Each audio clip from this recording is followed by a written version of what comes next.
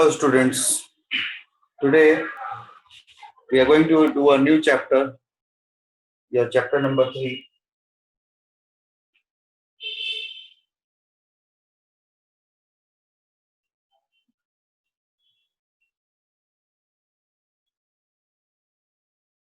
Coordinate geometry.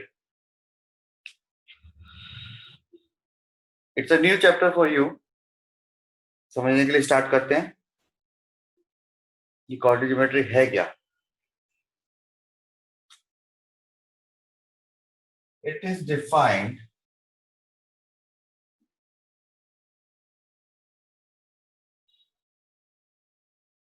to understand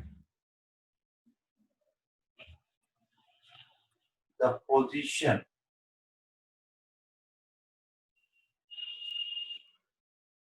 on geometry using coordinates. Coordinate geometry को हम analytical geometry भी बोलते हैं. क्या बोलते हैं? Analytical geometry. अब कई चीजें आती हैं सर, ये कोऑर्डिनेट्स क्या है, किस चीज के एनालिसिस, क्या फायदा है कोऑर्डिनेट ज्योमेट्री पढ़ने से. कोऑर्डिनेट ज्योमेट्री का बहुत यूज है. पहला एग्जांपल, आपका लैपटॉप, कंप्यूटर, मोबाइल, जितने भी इलेक्ट्रॉनिक डिवाइसेस हैं उसमें कोऑर्डिनेट ज्योमेट्री का बहुत यूज होता है. आजकल आप मोबाइल पे जीपीएस सिस्टम इस्तेमाल करते हैं. वो पोजीशनिंग, लोकेशन आइडेंटिफिकेशन वो किससे होता है? कोऑर्डिनेट ज्योमेट्री का इस्तेमाल होता है. प्लेन की पोजीशन, रडार प्लेन की पोजीशन कैसे चेक करता है?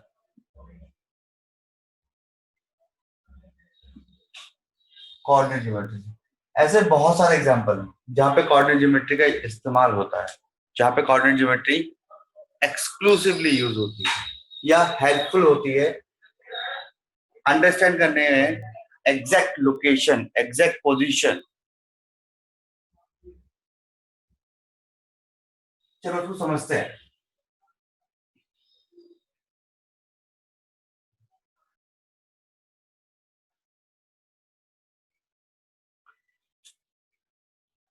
ये हमारी हॉरिजॉन्टल लाइन होती है. जब लेफ्ट टू राइट जाते हैं तो हॉरिजॉन्टल लाइन बोलते हैं, टॉप टू बॉटम आते हैं तो वर्टिकल लाइन बोलते हैं. क्या बोलते हैं? Horizontal line, vertical line. Horizontal line and vertical line. आपने नेट देखा होगा. नेट में क्या होता है? नेट में बहुत सारी हॉरिजॉन्टल लाइन होती है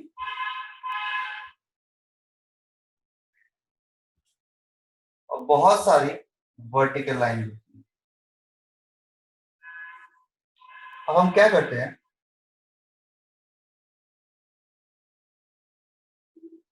इन लाइनों को नाम दे देते हैं.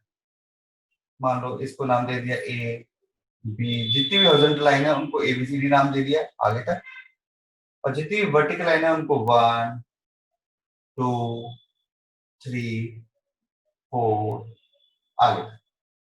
छोटा सा फिगर लिया है. अब मुझे बताओ, ये जो पोजीशन है ये वाली, इसको कैसे बोलोगे आप, कैसे बताओगे? ये जो पोजीशन है इसको कैसे बताओगे? ये जो पोजीशन है इसको कैसे बताओगे? ये जो पोजीशन है कैसे बताओगे? ये पॉइंट, ये पोजीशन है, ये हमारी first row, first horizontal line मतलब ए पे है और पहली वर्टिकल लाइन यानी 1 पे है. तो इस पोजीशन को हम बोल सकते हैं A1. अगर हम बोल देंगे A1 तो हमें ये पोजीशन मिल जाएगी, पता लग जाएगी। ऐसे ही ये जो पोजीशन है ये कौन से हॉरिजॉन्टल लाइन पे है, बी पे, और ये वर्टिकल लाइन कौन सी है, 2, तो हम इसको बोल सकते हैं B2। ऐसे ही इसी हॉरिजॉन्टल लाइन के ऊपर ये क्या है, B3, ये हॉरिजॉन्टल लाइन और ये वर्टिकल लाइन। अब इस पॉइंट में लोकेट करना क्या करेंगे, ये C वाली हॉरिजॉन्टल लाइन पे है और थर्ड वर्टिकल लाइन पे, तो C3, इसको क्या बोलेंगे, इस पॉइंट में निकालेंगे तो ये है D4। ठीक, तो ये आपका A1, B2, B3, C3, D4, ये क्या है, अलग अलग पोजीशन है जो हॉरिजॉन्टल और वर्टिकल लाइन को एक साथ अटैच करके मिल रही हैं। क्या है ये पोजीशन है। सो अब कोऑर्डिनेट ज्योमेट्री को दोबारा डिफाइन करते हैं। Coordinate geometry is a system in which the position is described in an ordered pair। अब देख लो ना, पहले मैं क्या बोल रहा हूं, हॉरिजॉन्टल लाइन, दोबारा क्या बोल रहा हूं मैं, वर्टिकल लाइन। तो कोऑर्डिनेट ज्योमेट्री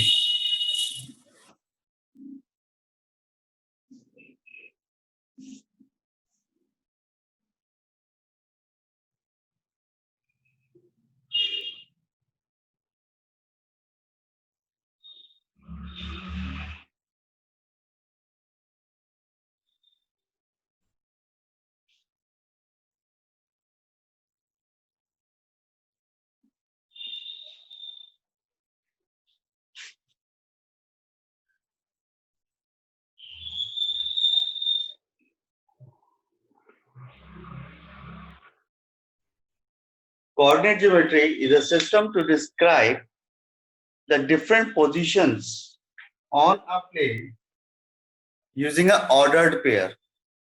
एग्जांपल हमने अभी किया A1, B2, B3, D4, इस तरीके से। ठीक है,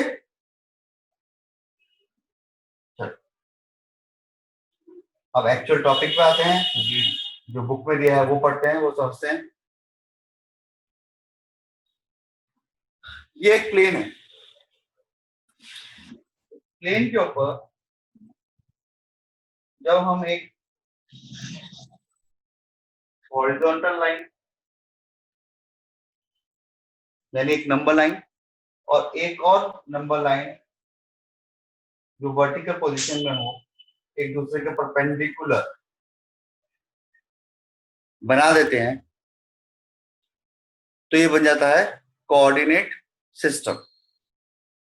इस प्लेन के ऊपर जब मैंने एक नंबर लाइन क्या होती है, जिसमें नंबर पड़े होते हैं, ये तो यूज करते ही आ रहे हैं।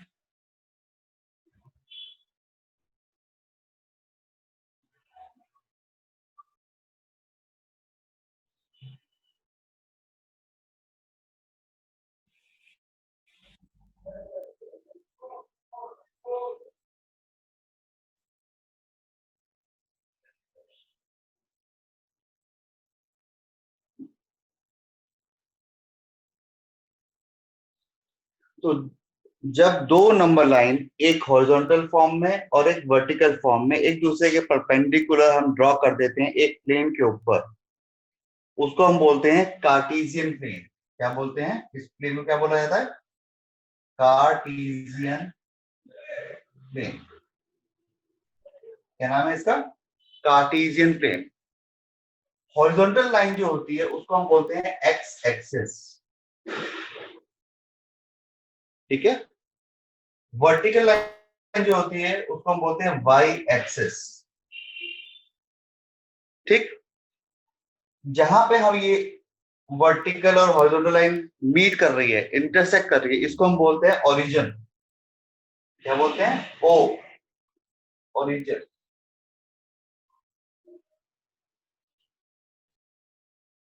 क्या बोलते हैं, ओरिजिन।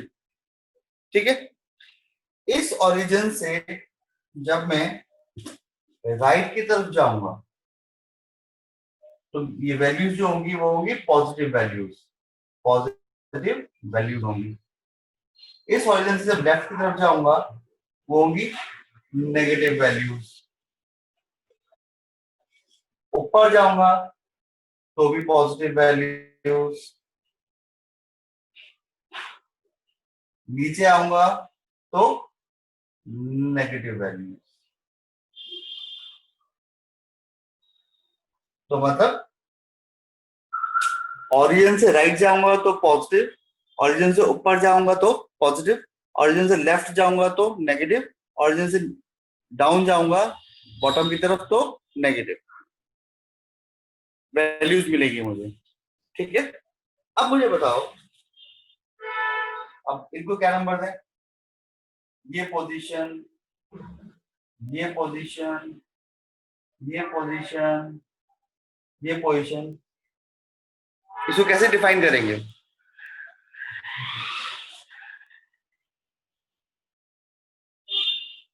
एक एक ये इसको हम जीरो बोलते हैं। नंबर लाइन जैसे जीरो होता है ना, 0 1 2 3, नंबर लाइन बोल रहा हूँ तो 0 1 2 3 नंबर डाल देते हैं, 1 2 3 4 5 6 7, -1 -2 -3 -4 -5, ऐसे कुछ नंबर लाइन होती है। तो ये वाला जो पॉइंट होगा,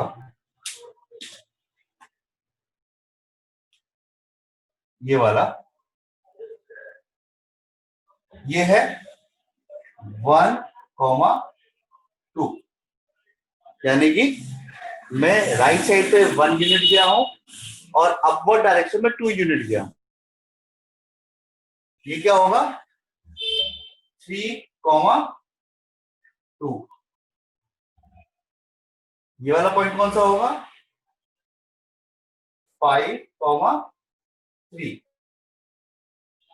यहां से गए 5 और फिर ऊपर गए 3, यहां से गए 4 और यहां पर भी 4, 4,4। ये सभी क्या है, 4,4 1,2 3,2, ये क्या है, ऑर्डर्ड पेयर्स। क्या है ये, ऑर्डर्ड पेयर्स।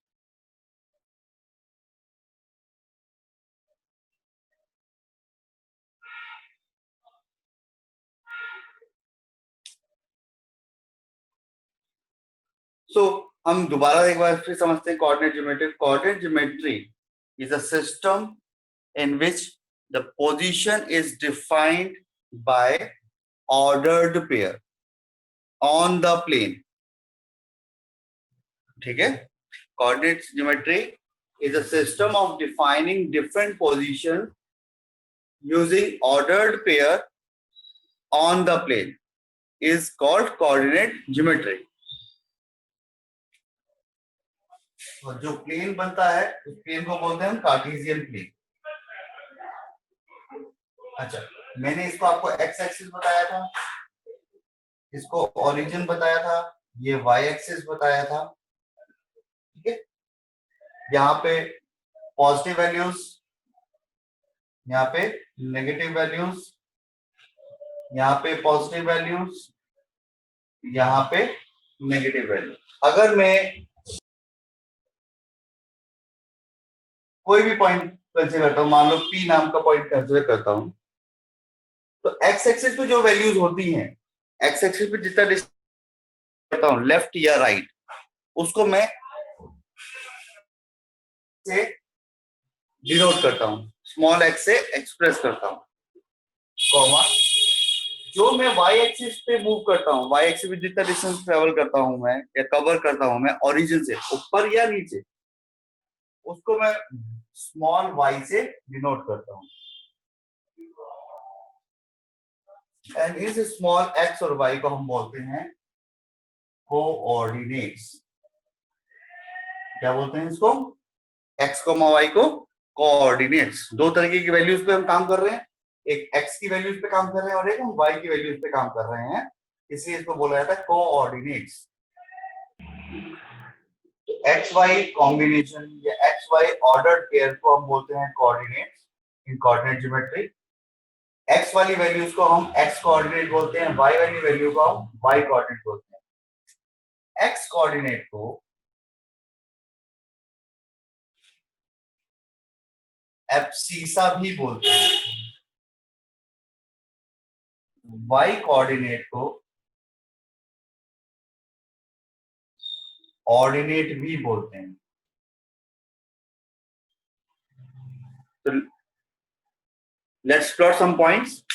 ठीक है, 2,3 मैंने कहा था पहली वैल्यू क्या है, x की है, दूसरी वैल्यू y की है। तो पहले x पे 2 यूनिट जाओ, यहां पहुंच गए, और y की वैल्यू 3 है, यहां पहुंचने के बाद 3 यूनिट, 1 2 3। ये जो पोजीशन ये होगी 2,3। इसको एक नाम दे देते हैं यार a। फिर -1 2, यानी x की वैल्यू नेगेटिव है तो हमें ओरिजिन से लेफ्ट पे आना पड़ेगा। यहां आ गए -1 पे, -2 1 2, ये हो गया -1 2। इसको भी एक नाम दे देते हैं b।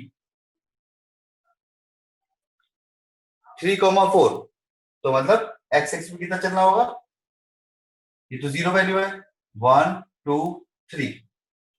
और फॉर यूनिट किस पे चलना पड़ेगा, y एक्सिस पे, 1 2 3 4।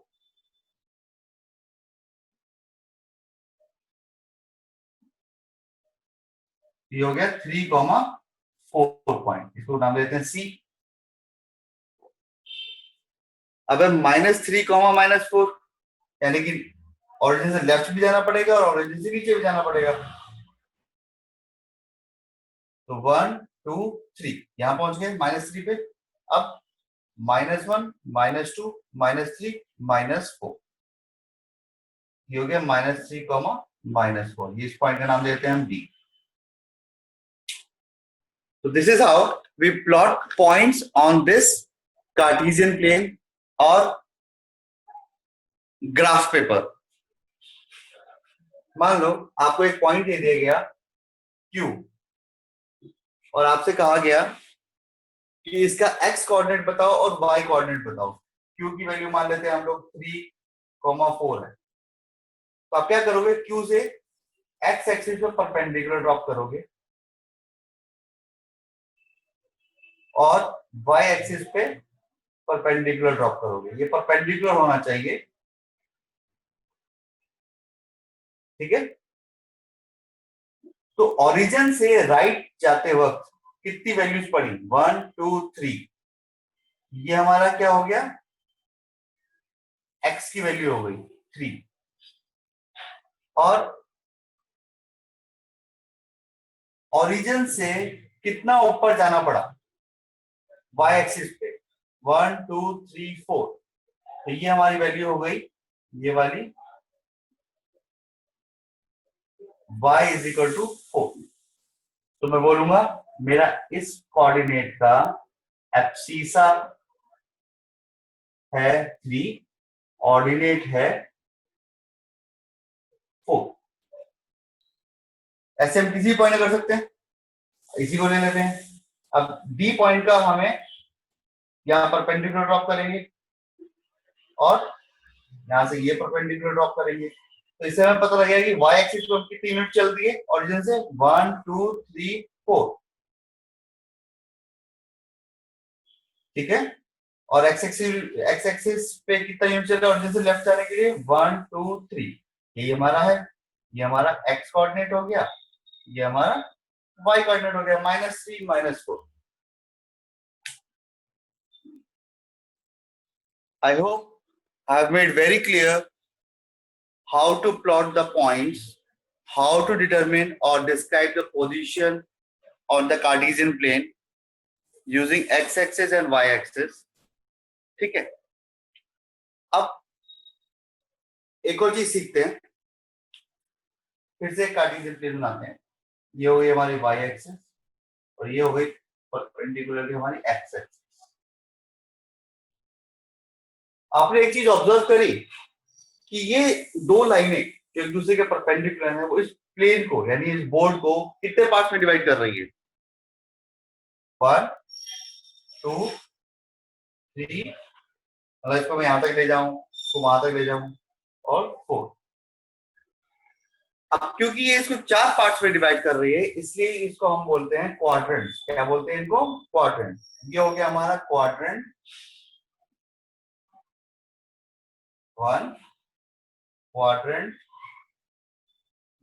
2, क्वाड्रेंट 3 एंड क्वाड्रेंट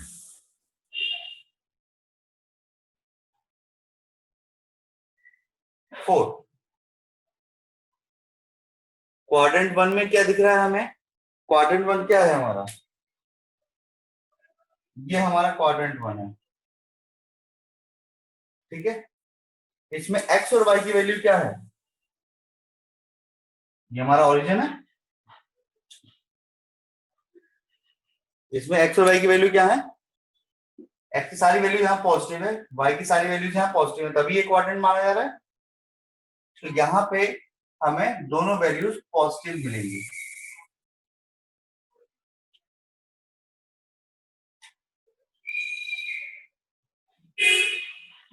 एक्स भी पॉजिटिव मिलेगा और वाई भी पॉजिटिव मिलेगा, जितने भी पॉइंट होंगे सबका, ठीक है।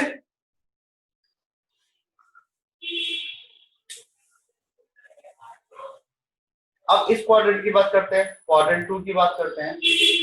इस क्वाड्रेंट में जितने भी पॉइंट्स हम डिस्क्राइब करेंगे, क्या होगा? एक्स एक्सिस ऑरिजिन से लेफ्ट पे जा रही है और वाई एक्सिस ऑरिजिन से अपवर्ड जा रही है, यानी ऊपर हमें पॉजिटिव वैल्यू मिल रही है और एक्स एक्सिस पे हमें नेगेटिव वैल्यू मिल रही है। तो यहाँ पे हमारा जो एक्स कोऑर्डिनेट होगा वो हमेशा नेगेटिव होगा और वाई कोऑर्डिनेट जो होगा वो हमेशा पॉजिटिव होगा, ठीक।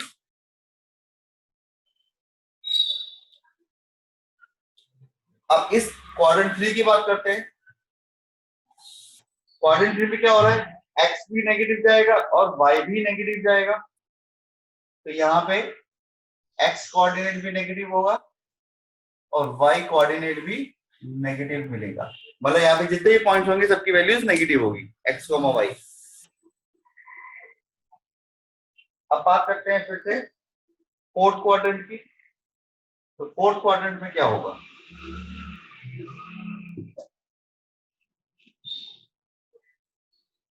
ऑरिजिन से राइट जाना पड़ेगा, एक्स तो पॉजिटिव हो जाएगा मेरा,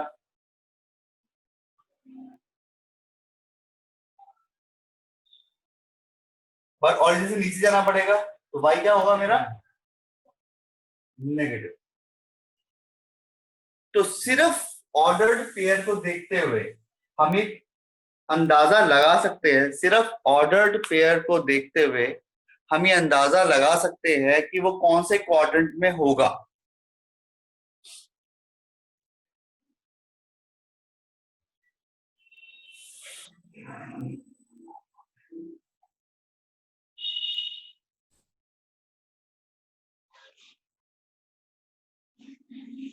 तो फिर मुझे बताओ 2,3 कौन से क्वाड्रेंट में होगा? 2 भी पॉजिटिव और 3 भी पॉजिटिव, तो ये क्वाड्रेंट होगा Q1।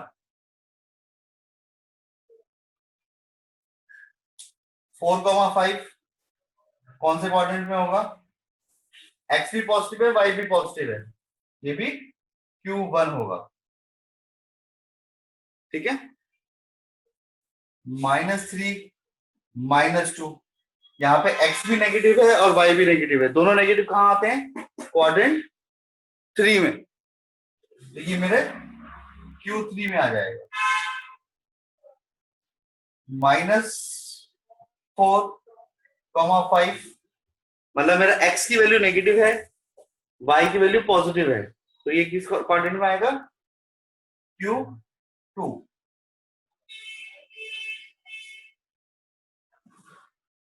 -4 मेरी एक्स की वैल्यू पॉजिटिव है, राइट जाऊंगा मैं ओरिजिन से, पर -4 की वजह से मैं ओरिजिन से नीचे की तरफ जाऊंगा, तो मैं कौन से क्वाड्रेंट में लाई करूंगा? Q4। तो ये मेरी वैल्यू हो जाएगी Q4।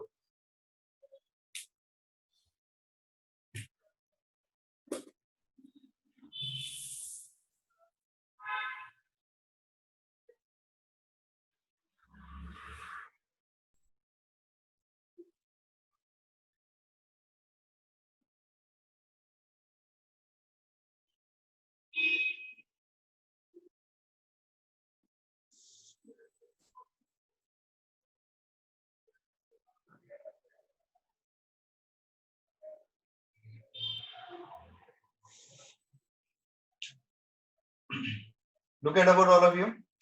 On x-axis, y will always be 0. On y-axis, x will always be 0. इसका क्या मतलब है? मतलब है कि जब हम सिर्फ एक्स एक्सिस पे मूव कर रहे होंगे, ये जो पॉइंट्स हैं, इसको हमने 1 2 3 4 5 6 लिखा था। अगर इसी पॉइंट को लोकेट करना है तो जब हम राइट जा रहे हैं और हमें ना ऊपर जाने की जरूरत है ना नीचे आने, इसी पे रहने की जरूरत है, तो यहाँ पे y की वैल्यू क्या रहेगी? इस पे ओरिजिन पे y की वैल्यू क्या है? 0 एंड 0। ओरिजिन पे x भी 0 है और y भी 0 है। लेकिन जब हम राइट जा रहे हैं तो x की वैल्यू तो बढ़ रही है 1 2 3 4 5 6, और y की वैल्यू 0 है, क्योंकि ना हम ऊपर जा रहे हैं ना नीचे जा रहे हैं। तो ये पॉइंट हो जाएगा 1 0 2 0 3 0 4 0 एंड सो ऑन। ऐसे यहाँ पे ले लो -1 -2 -3, फिर जगह -1 0 -2 0 -3 0, 1 0 2 0 3 0 4 0, because we are moving on the x-axis only. We are not traveling any distance on y-axis. -1 0 -2 0 -3 0. तो x एक्सिस पे y will always be 0.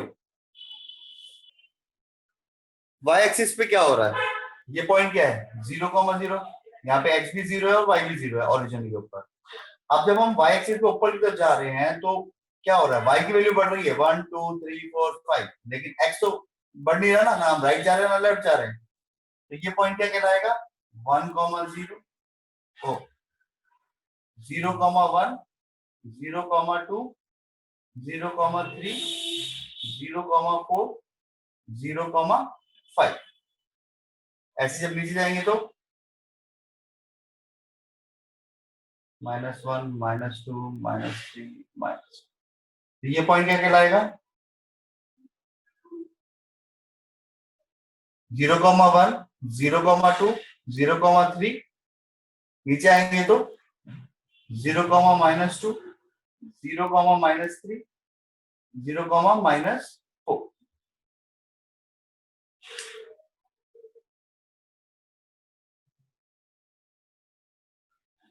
चलो कुछ एक्सरसाइज के क्वेश्चंस करते हैं।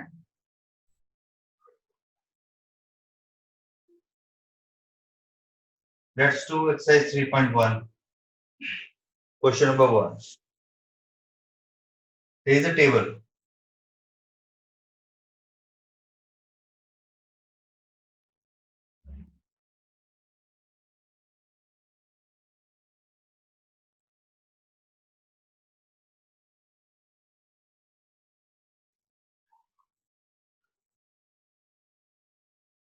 and there is a lamp.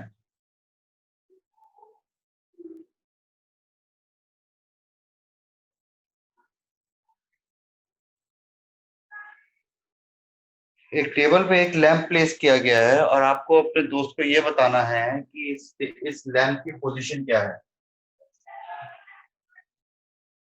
हम इसको एक रेफरेंस एक्सिस मान लेंगे और इसको एक रेफरेंस एक्सिस मान लेंगे।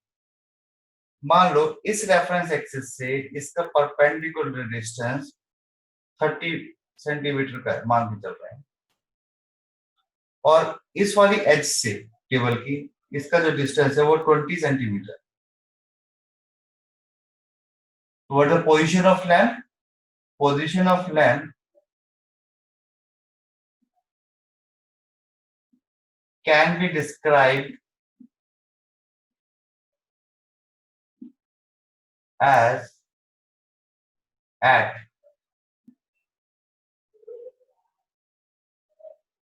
P। अगर ये मैं ओरिजिन मान लूं और इसको y एक्सिस मान लूं और इसको x एक्सिस मान लूं, तो x एक्सिस में कितना डिस्टेंस ट्रेवल किया आप लोगों ने? 20 सेंटीमीटर, और ऊपर जाने के लिए कितना डिस्टेंस ट्रेवल किया आपने? 30 सेंटीमीटर। तो x is 20 and y is 30। So this is how you can describe the location of the lamp placed on the table, right? Paper कैसे लिखोगे? A, B, C. Let OC be x-axis, OA be y-axis, right?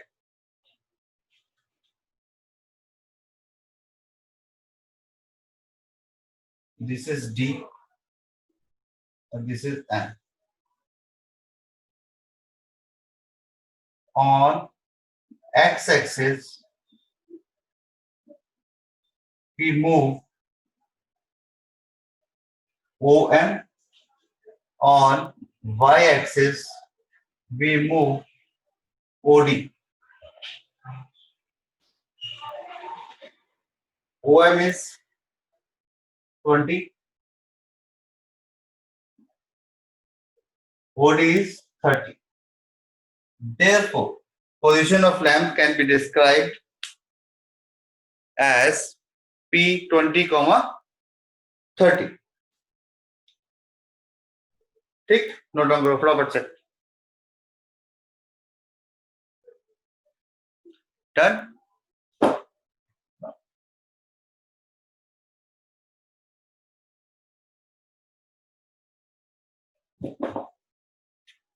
Question number 2. Question number 2 कहता है कि एक city है जिसके यहाँ 5 main roads हैं,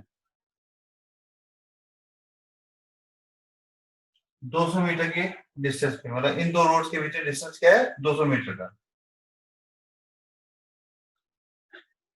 और सब आपस में पैरेलल है. और ऐसे ही 5 वर्टिकल रोड्स भी हैं.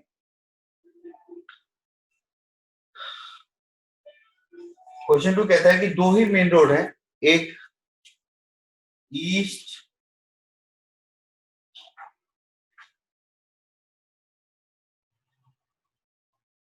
ईस्ट वेस्ट डायरेक्शन में है और एक नॉर्थ साउथ डायरेक्शन में है. ये हमारा नॉर्थ होगा, ये ईस्ट होगा, ये वेस्ट होगा, ये साउथ होगा.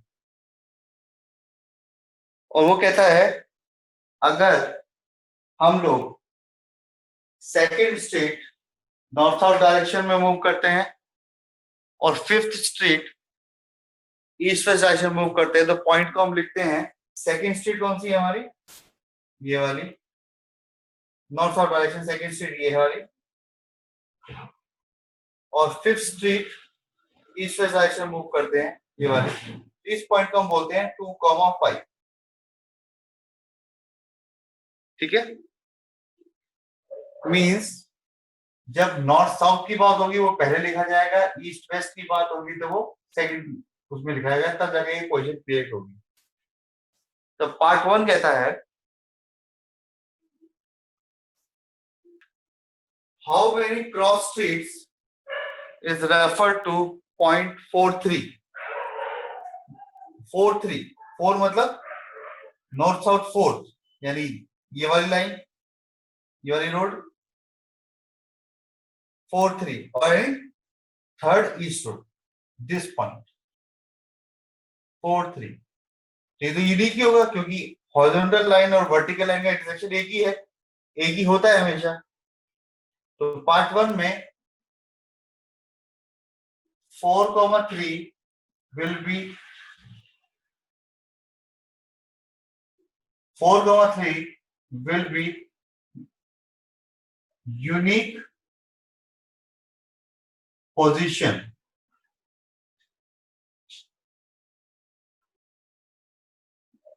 and the only position.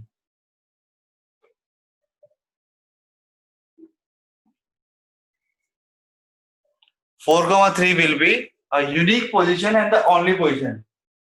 4 क्या है? आपका नॉर्थ डायरेक्शन में मूवमेंट है और 3 क्या है? आपका ईस्ट वेस्ट डायरेक्शन में मूवमेंट है.